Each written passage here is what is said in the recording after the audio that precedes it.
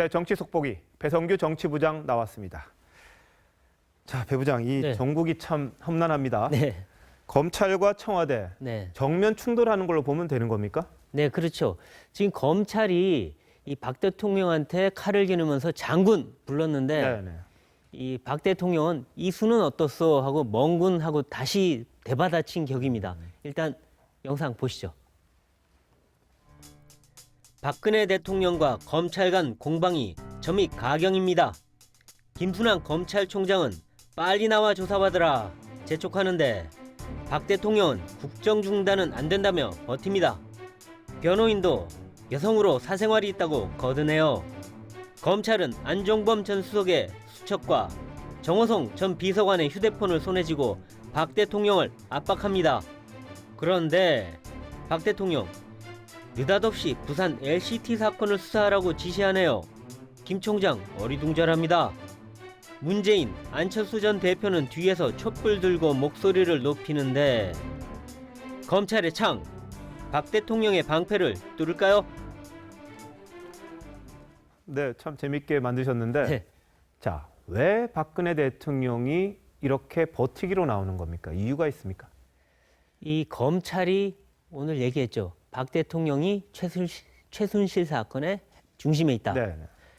우병우 시대의 검찰이었다면 박 대통령이 버티지 않았을 겁니다. 믿었겠죠. 지금 믿을 수가 없습니다. 네. 그러니까 지금 검찰 수사에 응했다가 본인의 불법 행위를 시인하는 결과로 갈 수 있다. 이렇게 수사하면 아무래도 이게 최순실, 정호성, 안종범, 자기 측근 핵심들의 기소장에 자기의 범죄 혐의가 들어갈 수 있는 거죠. 이렇게 되면 당장 처벌은 안 받지만 아마 탄핵에 근거를 제공해주는 그런 결과가 될 것이다. 그렇기 때문에 이걸 받는 것보단 안 받는 게 더 낫다. 그리고 여기에는 추미애 변수가 있었습니다. 추미애 대표가 이 양자회담 네, 네. 결국 번복해버렸죠. 그러다 보니까 보수층도 좀 뭔가 이반하고 뭔가 촛불의 기운도 줄어들 수 있다. 이런 판단 하에서 장기전으로 가면 촛불의 민심은 사그라들 거고 보수층은 결집한다. 이렇게 되면 야권과 뭔가 타협의 길이 열릴 수 있다. 이런 판단을 한 거 아닌가 싶습니다. 자, 최근 민심을 좀 들어보면 박근혜 대통령 생각만큼 그럴지 모르겠습니다. 과거 박 대통령을 그렇게 지지했던 사람들도 지금 손을 놓고 있는 정도고 네. 어떻게 돌이킬 수가 없는 것 같은데 네. 그렇다면 말이죠. 검찰이 뭔가 비장의 무기를 써서 박 대통령에게 사태가 이렇습니다라는 걸 보여줘야 되지 않겠습니까? 그렇죠. 이 검찰은 지금 가장 믿고 있는 무기는 박 대통령의 측근들입니다. 오히려. 네, 네. 그러니까 측근 정호성의 휴대폰, 그다음에 안종범의 수첩에 적혀 있는 그 깨알 같은 일들, 네, 네. 그것을 다 확보했다. 그렇기 때문에 믿었던 측근이 오히려 비수가 돼서 박 대통령의 등에 꽂힐 수 있는 그런 상황입니다. 이건 왜 그러냐?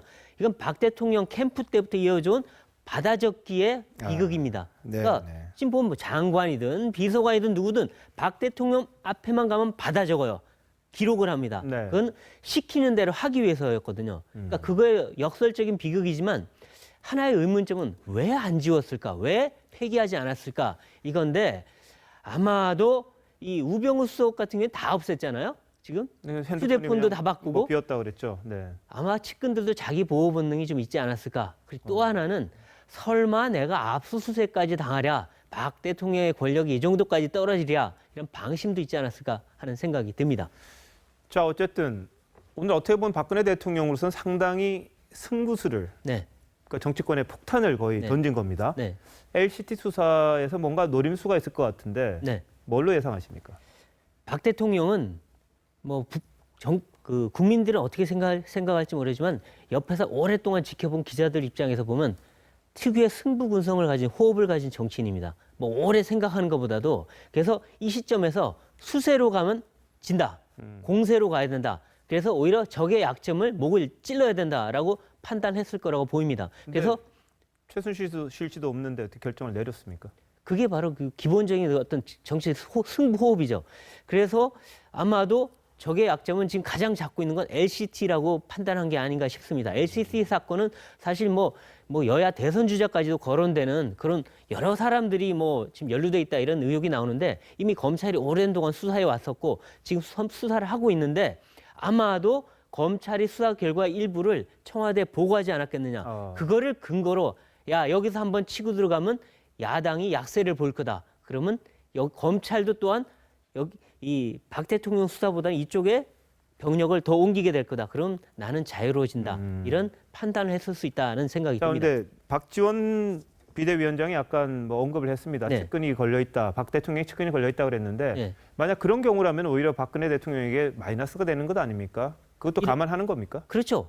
내 팔 하나, 내 다리 하나 잘라주고 상대방의 목을 치겠다는 거죠. 그러니까 이게 그래서 지금 뭐 야권 대선 주자들도 연루돼 있다. 그리고 비박의 핵심도 연루돼 있다. 이런 얘기가 나오는데 결국 대통령을 지금 공격하는 건 그쪽 아닙니까? 그쪽을 뒤에서 먼저 치겠다는 거죠. 그래서 지금 뭐 이 친노 진영의 일부 김경수 의원 같은 경우는 적극적으로 이건 말도 안 되는 마타도하다라고 해명을 하고 있는데 그만큼 그 폭발력이 있는 사안이라고 볼 수 있는 거죠. 네. 알겠습니다. 마지막으로요. 네. 검찰이 그럼 대통령 이야기 좀 따를 것 같습니까? 이제는 아닐 것 같은데요. 검찰의 가장 큰 목표는 뭐라고 생각하십니까? 대통령 보호인가요?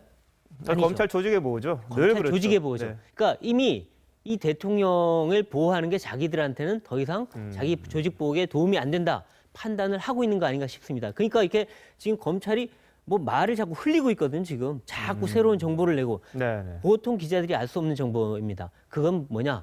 지금 이미 촛불 민심에 힘을 알았기 때문에 지금 대통령을 친다 이건데 이 문제는 하나예요. 검찰도 하나가 아닙니다. 그러니까 검찰 내에서도 우병우 라인도 아직 있고 우병우 여러 라인이 라인이 있는 있어요. 거죠. 뭐. 근데 지금 아마 우병우 라인에서 많이 움직인 게 아닌가 싶고요. 그럼 그쪽에서 뭔가 새로운 정보를 줬을 때 아마 박 대통령이나 친박 진영도 이용할 수 있겠죠.